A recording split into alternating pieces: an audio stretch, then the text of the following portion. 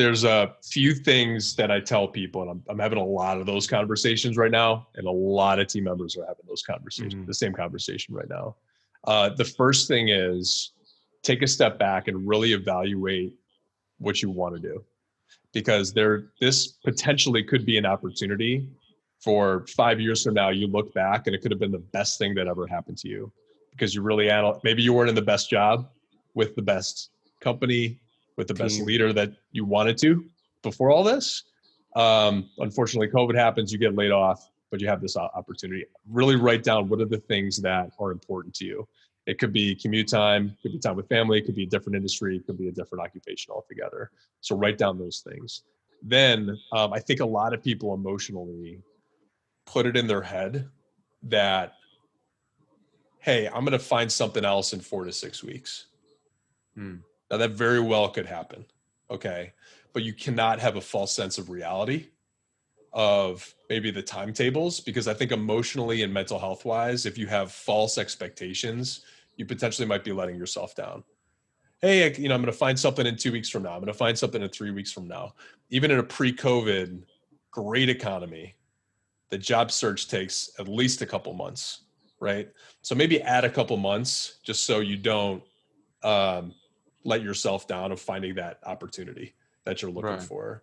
And then financially, I think you need to reverse engineer that back and say, okay, maybe instead of being out of work for X, I'm going to be out of work for Y. And I think, going into every week and going into every day with that mentality is going to help out.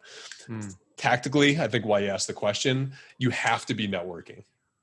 There are so many job applications going out there. If a company puts up a job posting, they're getting flooded with 10, 15, 20x the amount of applicants that they were before all this.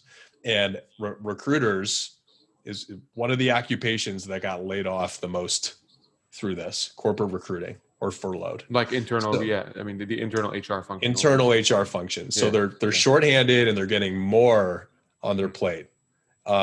Leading into, we have a solution for that, but they have more on their plate right now. So the best thing that you could do for yourself is almost treat this as a sales job. You need to prospect, do some research, target 15, 20, 30 companies that you want to work for, whether they have a job opening or not. Research who that hiring manager is going to be. Go on LinkedIn, figure out who that person is, or who those people are, who those 3 or 4 individuals that can influence the decision of you getting hired at that company. Write those people down. Now you have a list of maybe 80 to 120 people.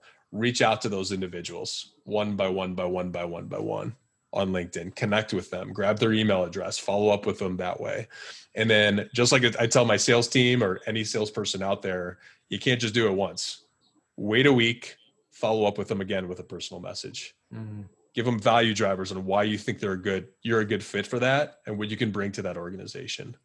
Follow up with them again, 2, 3, 4 times. You're going to get that response because you're going to differentiate yourself from others. And then when it's time to make that hiring decision, who do you think they're going to go with?